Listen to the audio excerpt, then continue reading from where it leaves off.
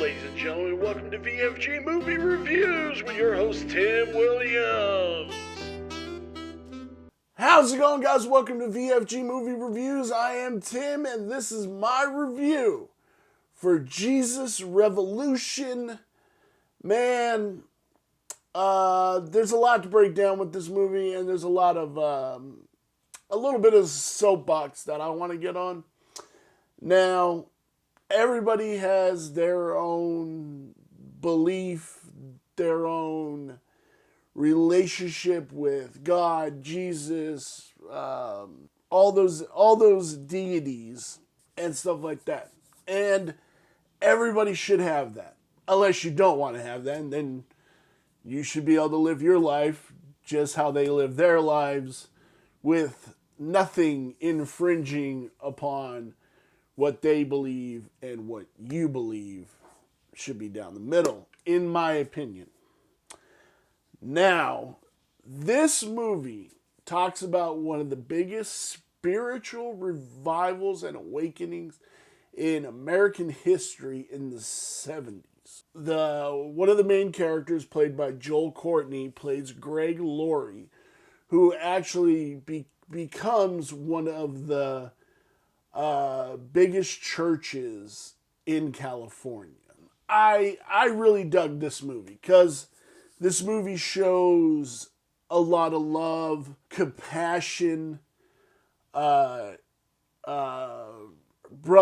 sisterhood under God. And I personally have my own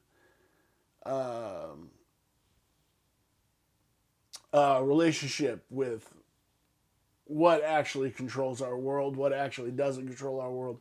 But this is the message that Christianity should be putting out there. Do I feel Christianity has definitely been co-opted by very bad people who want nothing but to destroy and to control under the eyes of God? 100%. But that's what I liked about this movie. I liked that my brothers and sisters sitting over here on this aisle and my brothers and sisters sitting over on this aisle can come together and can bring things from what they are and what they are into a cohesive thing. And it's spurned on by Kelsey Grammer, who plays Chuck Smith, and Jonathan Roumie, who plays Lonnie Frisbee, who is kind of like, I guess you would say the character is a prophet for God, kind of. And he what sparks the revolution. The hippies wanting to come to God, but the old guard don't really understand him. And it's just, it always goes down to, if you just sit down and talk to somebody, not fight on the internet, not fucking do stupid shit, just sit down and talk to somebody, you would be amazed what everybody has in common. You would be amazed. And that's what this is. As the movie progresses, Lonnie becomes kind of like a faith healer. And Kelsey Grammer's character kind of tells him, hey, stop doing the theatrical stuff. This is not, we just need to stay with the message that we're putting out. Lonnie just can't really hang. He got famous, and he can't handle the fame, and it's detracting him from what his original goal for all of it was. So he ends up leaving with his wife, but he was ultimately the catalyst for Joel Courtney character to, Joel Courtney's character goes from a straight-laced kid to a hippie that just wants to do drugs and all this other stuff, to having his come to Jesus moment and knowing his path in life. And that's ultimately what a good thing is, knowing your path in life. I feel that a lot of people are lost and really don't can't in their mind know what their path is. And he has his come to Jesus moment. He has his path. He gets baptized, and ultimately he goes on to become a pastor and open these churches and stuff like that.